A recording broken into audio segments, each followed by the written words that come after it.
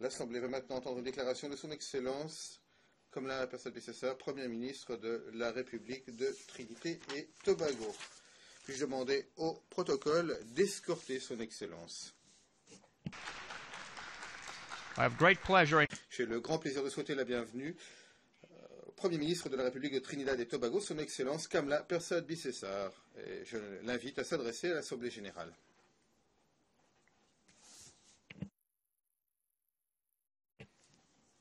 Merci, Monsieur le Président, Monsieur le Secrétaire général, Excellences, Mesdames et Messieurs. Tout d'abord, je souhaite remercier et féliciter Son Excellence John Nash d'Antigua et Barbuda. Pendant son mandat en tant que président, il a posé les fondements, les conditions pour l'élaboration d'un nouveau programme de développement visant à influencer le développement durable des membres de cette Assemblée. Bien, je vous félicite à l'occasion de votre élection. Vous allez présider cette 69e session de l'Assemblée générale des Nations unies. Monsieur, votre élection arrive alors que la famille mondiale est confrontée à des menaces très graves, qu'il s'agisse de l'épidémie d'Ebola et également de ce que j'appelle le virus du terrorisme. Et cela nous invite tous à utiliser nos ressources humaines, financières et autres dans un partenariat mondial pour lutter contre ce fléau mondial. Votre élection, monsieur, intervient alors que nous allons nous lancer dans la deuxième phase de l'élaboration du programme de développement de l'après 2015. Je suis certaine, et je suis certain que c'est notre cas à tous, que vous nous dirigerez de manière excellente. Aujourd'hui, c'est un honneur de vous faire part, à vous tous, de notre perspective, la perspective du gouvernement de Trinidad et Tobago, nos priorités pour la mise en œuvre du programme transformateur de développement de l'après 2015, conformément au thème que vous avez sélectionné à juste titre, Monsieur le Président. L'année dernière, nous avons examiné comment nous pourrions entamer le début du processus qui devrait être lancé lors de cette 69e session sur la finalisation du programme de développement de l'après 2015.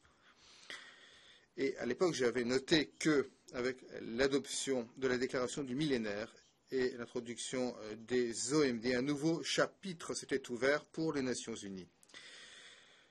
Ce chapitre positionnera l'ONU comme un véhicule permettant d'aider les pays en développement, en particulier les plus vulnérables d'entre eux, dans leurs efforts visant à réduire la pauvreté et la faim, et visant à fournir un environnement propice permettant aux États de développer leurs économies afin que leur peuple puisse émerger de la pauvreté persistante.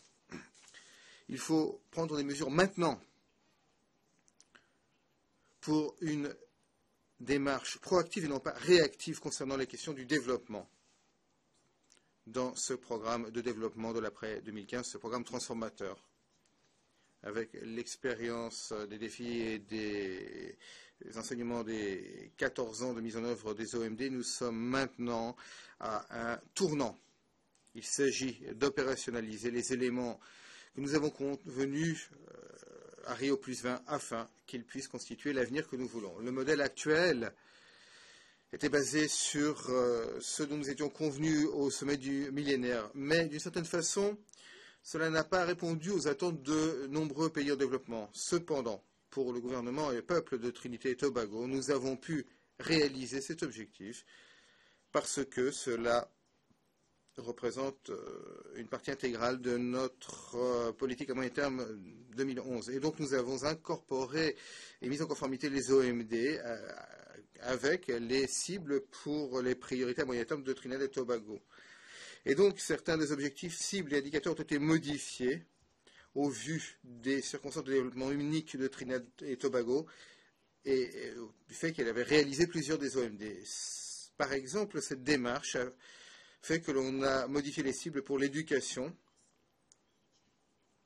avec la recherche d'une éducation universelle de la petite enfance et un taux de participation de 60% pour l'éducation supérieure d'ici à 2015. Je suis très heureuse de dire que nous avons dépassé beaucoup de nos propres cibles et nous avons également dépassé certains des OMD. Et donc, actuellement à Trinidad et Tobago, nous avons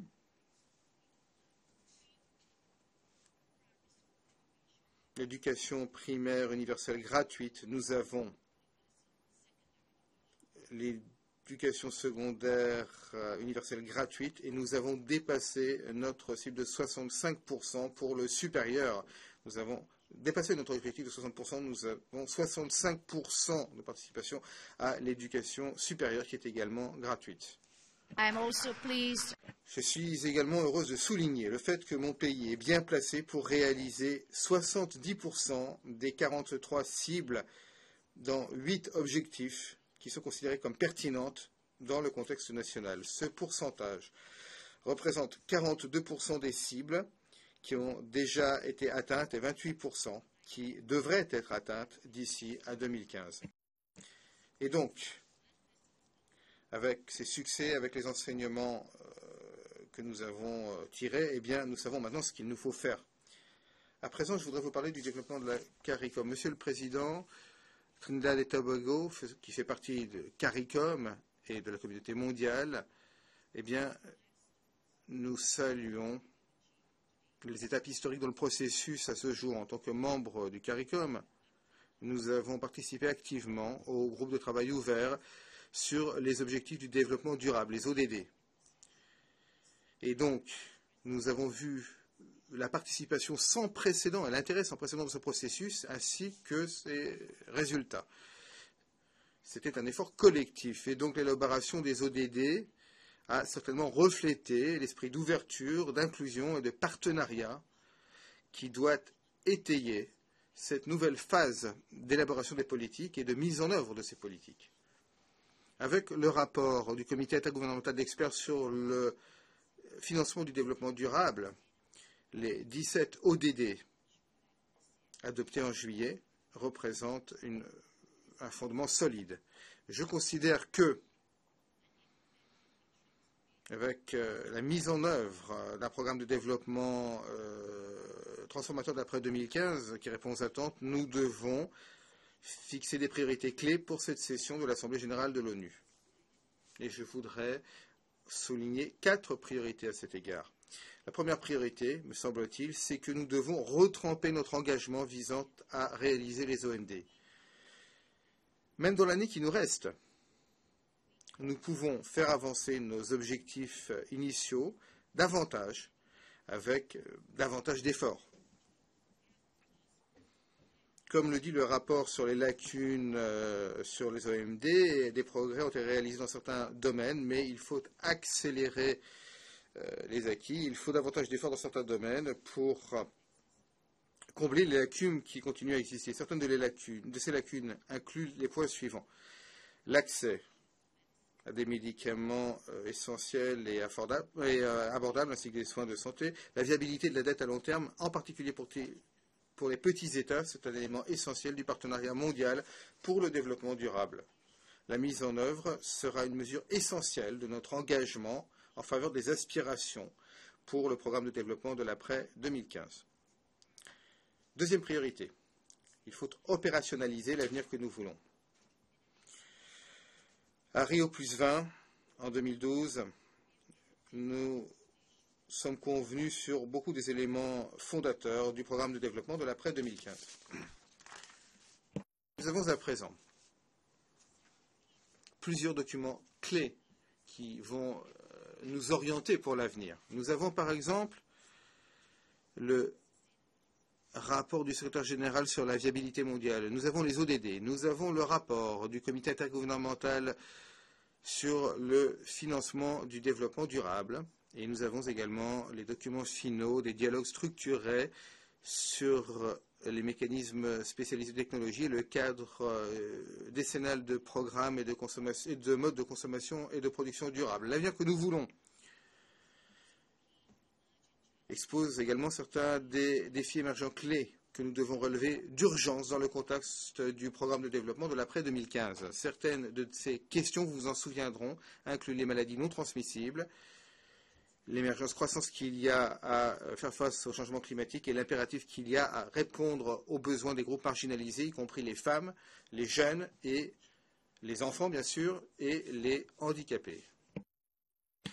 Ces éléments constitutifs de l'avenir, eh bien, nous voulons qu'ils représentent la base du programme de développement de l'après 2015.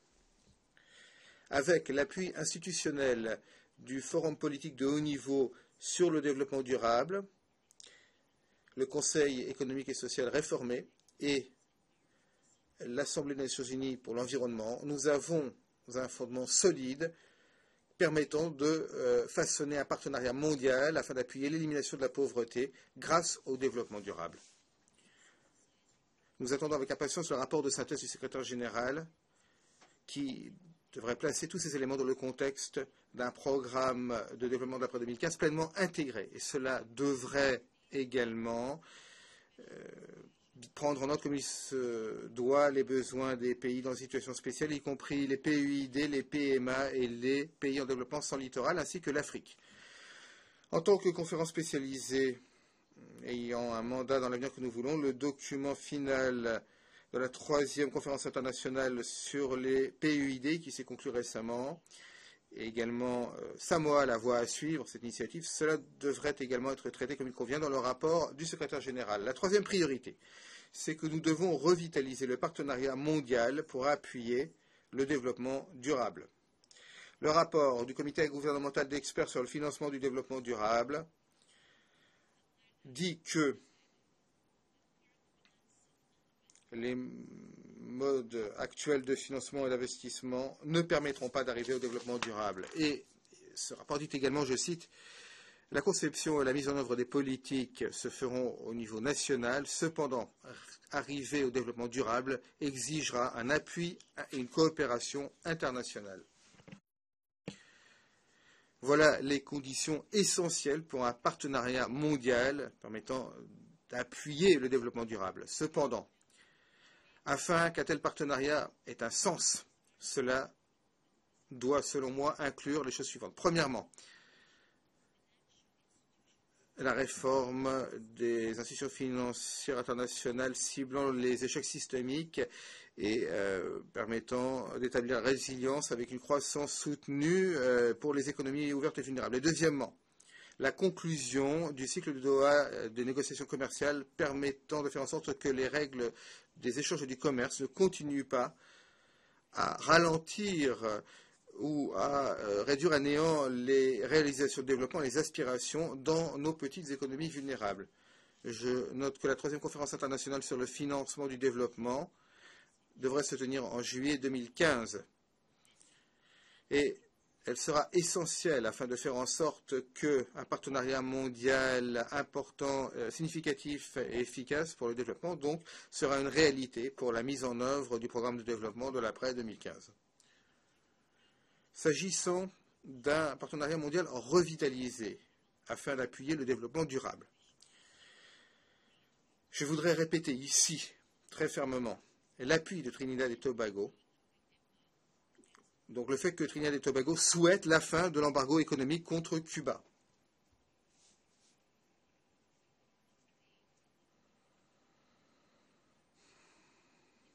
La perpétuation de cette mesure contre un pays en développement sape nos aspirations collectives pour un programme de développement de l'après 2015 où personne n'est laissé sur le côté de la route. 4e priorité pour nous, c'est de combler les lacunes dans l'atténuation afin d'arriver à la cible qui est de rester en dessous de 2 degrés ou 1,5 degré pour limiter l'augmentation des émissions de gaz à effet de serre et pour arriver à un accord ambitieux et juridiquement contraignant sur le changement climatique en 2015 et qui devrait s'appliquer à partir de 2020. Cet accord devrait permettre au monde d'arriver à la neutralité carbone d'ici à 2070 et, ce faisant, de faire en sorte que le climat mondial permettra le développement durable des générations actuelles et à venir. Notre action collective concernant le changement climatique devait prendre en compte la survie des États les plus vulnérables, en particulier les PUID comme notre pays, qui sont aux avant-postes des impacts de plus en plus durs du changement climatique. Cela devrait également être clairement enraciné dans le principe de responsabilité commune mais différenciée. Reconnaître que reconnaître le besoin financier des pays en développement pour l'atténuation et l'adaptation au changement climatique. Cela ne peut pas être fait uniquement avec les ressources nationales, étant donné les besoins croissants des finances publiques. Je crois que chaque chef de gouvernement et d'État sera d'accord avec moi pour son pays. Et donc, l'opérationnalisation rapide du Fonds vert pour le climat est absolument essentielle. J'espère que les partenariats et les annonces faites au sommet du climat mardi dernier à l'ONU permettront de catalyser des actions plus ambitieuses sur le changement climatique à court terme et à long terme. Cela permettra d'avoir l'élan nécessaire pour un succès de la conférence des parties à Lima en décembre et à Paris en 2015. Monsieur le Président, tels sont les éléments d'un cadre mondial qui devrait occuper toute notre attention, tous nos engagements pendant cette session de l'Assemblée générale. Ces éléments seront appuyés par des mesures propices essentielles au niveau régional et national. Pour nous, dans le contexte de la communauté Caraïbe, nous avons joué notre rôle en tant que sous-région de petits États en développement, d'États de faible altitude, afin de promouvoir l'intégration régionale pour appuyer le développement durable de tous nos peuples. Les chefs d'État et de gouvernement du CARICOM sont convenus d'une vision, je cite, d'une communauté caraïbe qui soit intégrée, inclusive et résiliente, stimulée par la connaissance, l'excellence, l'innovation et la productivité. Une communauté où chaque citoyen vit en sécurité et a la possibilité de réaliser son potentiel avec une garantie pour ses droits de l'homme et la justice sociale, et où ils peuvent contribuer à et bénéficier de la prospérité économique, sociale et culturelle. Une communauté dans laquelle il y a une force unifiée et compétitive sur la scène mondiale. Fin de citation. Cette vision, c'est l'ambition collective des États membres du CARICOM, convenue dans le contexte d'un plan cadre stratégique pour la période 2015-2019. Ce plan sera concrétisé grâce à la mise en œuvre de 6 priorités stratégiques intégrées qui incluent bâtir la résilience économique, sociale, environnementale, technologique grâce à une politique étrangère coordonnée et grâce à des innovations pour la recherche et le développement. Pour appuyer la mise en œuvre de ces 6 priorités, les chefs d'État et de gouvernement de CARICOM demandent également un programme de développement de l'après 2015 opérant en tandem avec ce dont nous parlons ici à cette 69e session. Cela se concentrera sur les points suivants: l'élimination de la pauvreté, c'est un pilier central, l'adoption d'une approche centrée sur les personnes à travers un programme convenu de manière intergouvernementale et un programme incorporant des mesures plus larges et des démarches appropriées ainsi que des critères afin de compléter le PIB par tête en tant que mesure du développement. Ce qui est important, c'est que ces instruments de mesure plus larges doivent promouvoir un environnement de politique mondiale qui soit davantage propice à la réalisation d'objectifs de développement et permettant davantage de cohérence des politiques à travers les institutions, y compris celles concernant le commerce, le financement, l'environnement et le développement. Monsieur le Président, en conclusion, je voudrais dire que ces initiatives régionales visant à appuyer le développement durable des populations du CARICOM sont conçues et mises en œuvre dans le contexte d'une stratégie plus large visant à atténuer la vulnérabilité inhérente à des pays aussi petits et ouverts que les nôtres. Dans un contexte d'exportation de ressources limitées, il faut se concentrer sur le fait d'alimenter et de développer nos ressources humaines en mettant l'accent sur l'innovation et l'entrepreneuriat. C'est une démarche qui se concentre sur la pleine réalisation des droits humains pour le développement et une vie digne.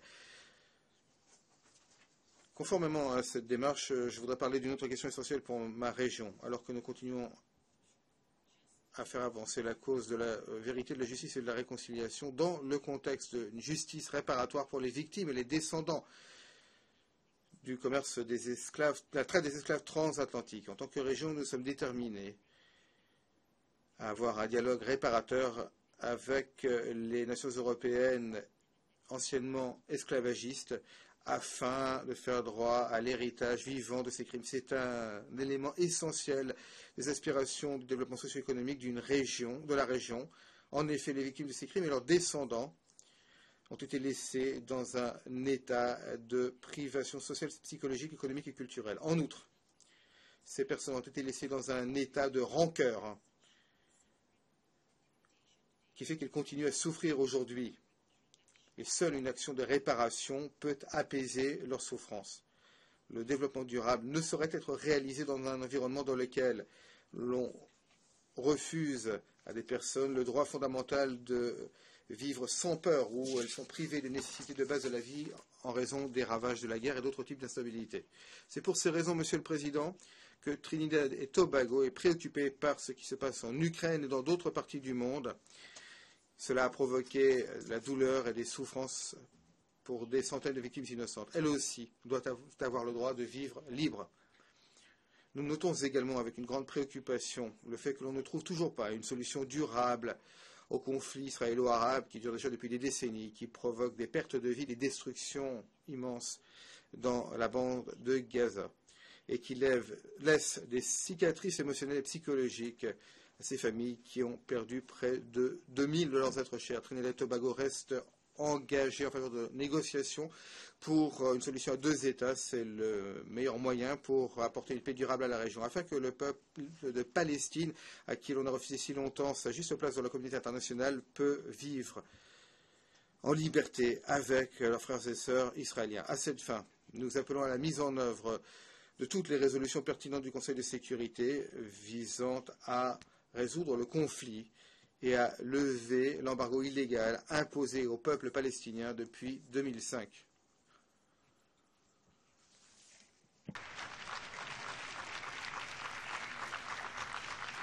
Likewise, Mr. President. De même, Monsieur le Président, en tant que co-auteur de la résolution du Conseil de sécurité sur les menaces à la paix et à la sécurité internationale provoquées par des actes de terrorisme, nous restons optimistes. Nous pensons que cette résolution, adoptée mercredi lors du sommet, sera un catalyseur pour davantage de coopération internationale dans la lutte contre le terrorisme.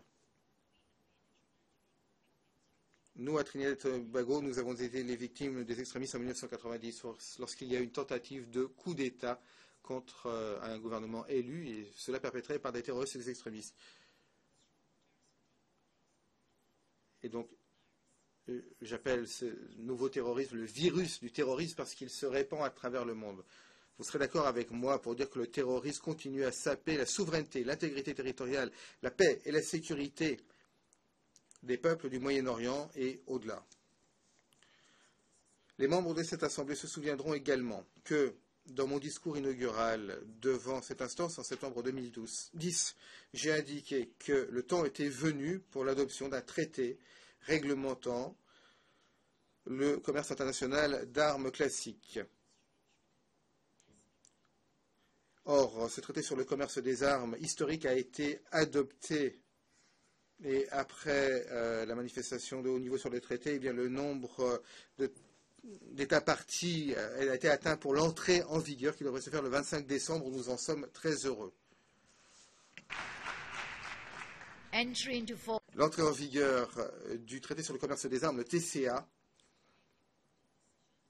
exigera des États partis qu'ils prennent des décisions importantes pour mettre en œuvre les dispositions du traité à la première conférence des États partis qui devrait avoir lieu à la mi-2015. L'une de ces décisions concernera l'emplacement du secrétariat du TCA. Il y a plus d'un an, mon pays, Trinidad et Tobago, a annoncé qu'il était candidat pour accueillir le secrétariat du TCA à Port-au-Spain. Cette candidature a été approuvée, soutenue par tous les États des CARICOM, qui sont 14, et a reçu jusqu'ici l'appui de nombreux États de plusieurs régions.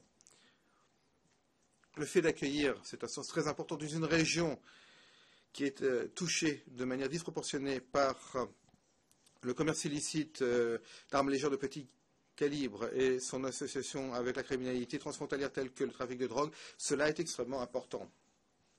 Cela permettrait la pleine mise en œuvre du traité et contribuerait à la réduction, si ce n'est l'élimination, du fait que les armes illégales se retrouvent aux mains de criminels dont les actions continuent à menacer le développement durable de notre région.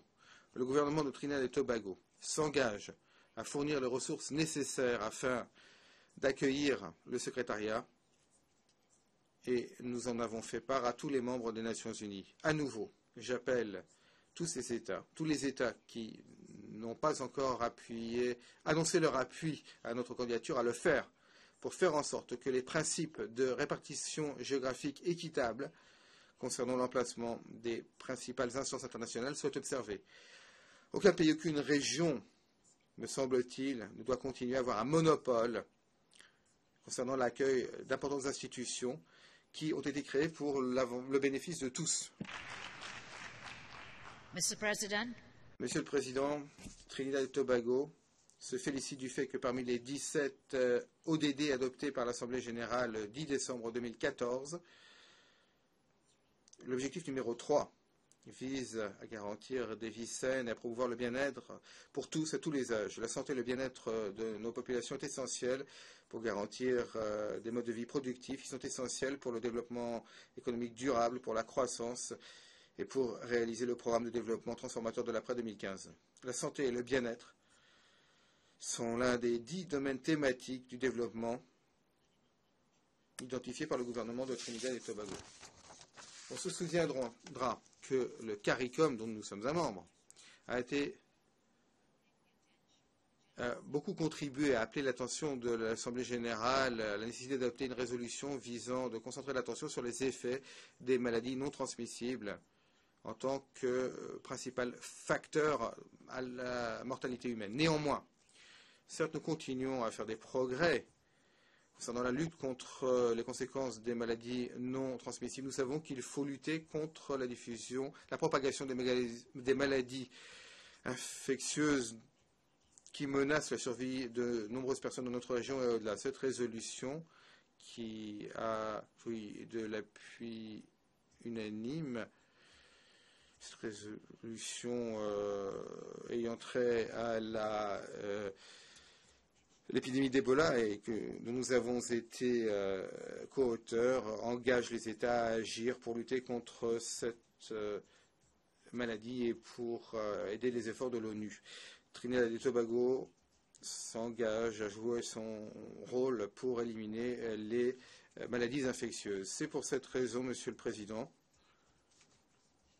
qu'avant l'adoption de la résolution 2177 sur Ebola, en tant que Premier ministre de Trinidad et Tobago, j'ai écrit au secrétaire général du CARICOM lui demandant de convoquer une réunion d'urgence des États membres de notre communauté pour convenir de réactions au niveau régional et national concernant la question de santé publique, y compris notamment le virus d'Ebola. Enfin, Monsieur le Président, vous pouvez être certain de l'appui du gouvernement et du peuple de Trinidad et Tobago afin d'aider la famille des Nations Unies à façonner un programme de développement d'après 2015 transformateur. Notre appui proviendra non seulement de notre représentation dans les diverses instances de cette institution mondiale, mais également il se fera en continuant à adopter des politiques au niveau national qui visent à mettre les personnes au centre de tous les objectifs de développement. À nouveau, je le répète, tout programme de développement qui va à l'encontre des personnes qui les met à la périphérie et non au centre ne permettrait pas d'arriver au développement durable et sera condamné à l'échec. Cet échec est contraire aux engagements que nous avons tous pris et aux objectifs que nous servons à cette conséquence. Monsieur le Président, eh bien, nous savons ce qu'il nous reste à faire. Ensemble, dans un partenariat mondial pour réaliser les objectifs que nous nous sommes fixés, je vous remercie. On behalf of the General Assembly, Au nom de l'Assemblée générale, je souhaite remercier le Premier ministre de la République de Trinidad et Tobago pour la déclaration qu'il vient de faire et je demande au protocole d'escorter son Excellence.